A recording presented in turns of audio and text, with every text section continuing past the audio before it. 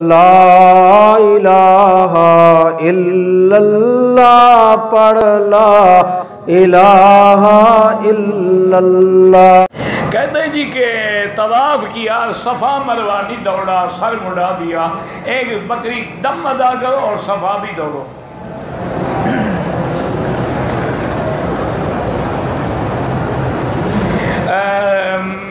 عمرے میں پہلے چکر میں دائیں کندھا ڈھکا ہوا تھا، بائیں پھر آپ نے ٹھیک کر لیا، بات ختم ہو گئی، کوئی بات نہیں۔ اگر کسی نے نہ بھی کھولا تب بھی اس پر کوئی دم نہیں ہوتی ہے کہ ثواب نہیں ہوگا۔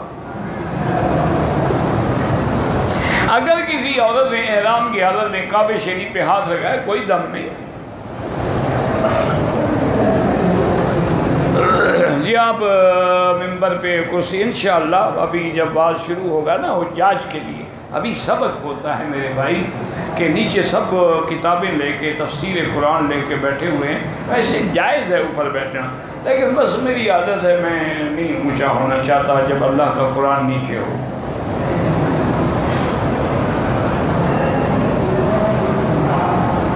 میرا بھائی بات یہ ہے کہ اگر آپ کے بال ہیں جن میں مشین چل سکتی ہے تو پھر مشین بھی پھیر سکتے ہیں، اگر وہ بال مشین میں آئیں ہی نہ تو پھر مشین پھیرنے کا کیا معنی؟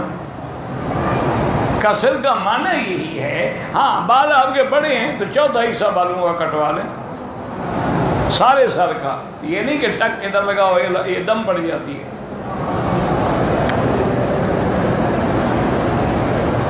میری والدہ نے کعبے کے غلاف کو ہاتھ لگایا، کچھ بھی نہیں ہوتا۔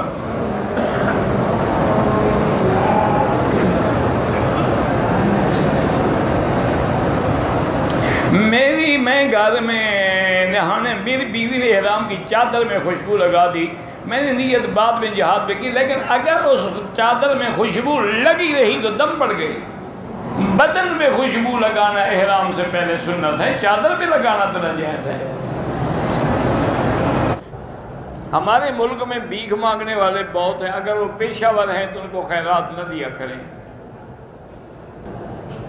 جادو کے ذریعے اولاد کی بندش کرائی جا سکتی ہے، بالکل حرام ہے۔ جادو کرنا بھی حرام ہے، کرانا بھی حرام ہے۔ اگر ایسا خطرہ ہو تو سورۃ بقرہ پڑھو سارے گھر والے۔ کہتے جی کہ حمل کے 8ویں مہینے میں بیوی کے پیروں میں سخت تکلیف ہوتی ہے تو خاوند اپنی بیوی کے پاؤں تکلیف ہو تو دبا سکتا ہے، کیوں نہیں دبا سکتا ہے؟ کیا وجہ ہے؟ وہ تمہارے پاؤں دبا سکتی ہے، تم کیوں نہیں دبا سکتے؟